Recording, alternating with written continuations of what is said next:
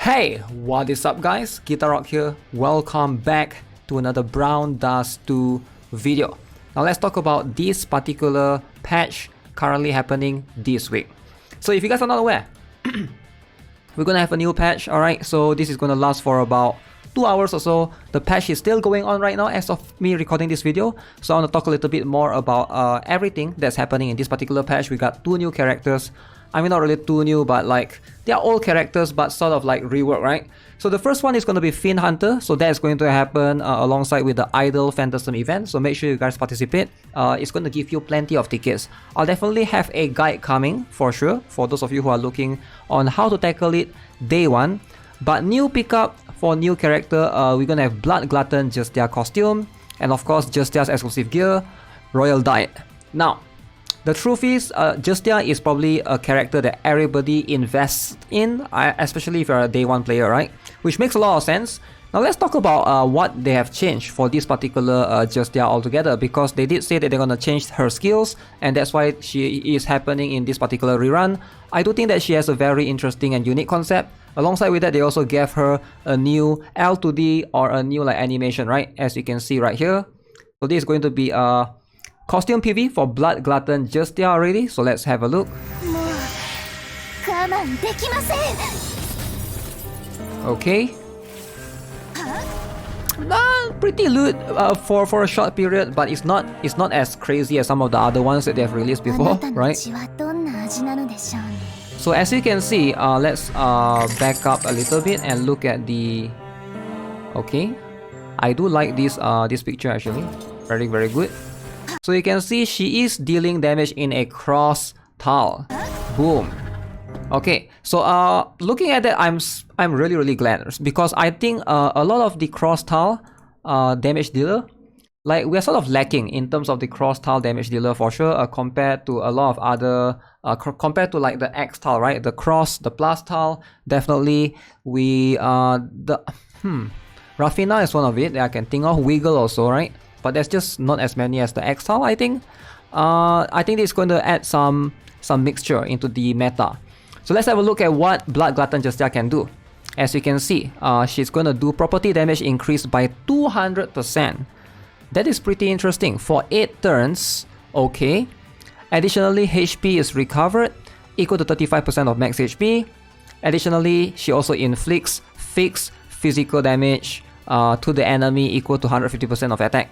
Now, Justia is a light type, if I remember correctly. So that means she's going to do property damage, means she's going to do more against dark type, and therefore this increase by 200% might put her at a very good spot. Now keep in mind, she can't really crit because all her costumes do rely on her doing fixed physical damage, which is something that I wish that would change, right? At least I wish you would have one costume that doesn't do fixed physical damage. It's going to be able to crit and stuff. Now that's going to be something that's very important. So it is still pretty good though. She can increase property damage. She also heals herself. Alright, 35% is not bad.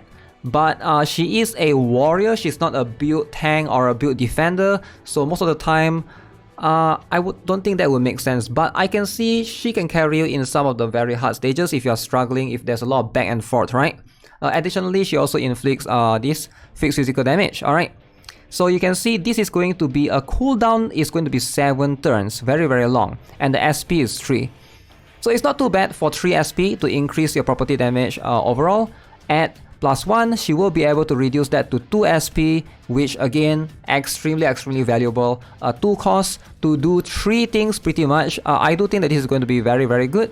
+2 upgrade is going to increase property damage, and also the fixed physical, and then +2, +3, +4, +5 is going to go all the way up to 400% property damage increase. And you know, the fixed physical damage is going to be 300% attack, which is not bad of a multiplier or a modifier. She is going to be pretty good against some of the bosses that are, you know, in this case, weak against her element.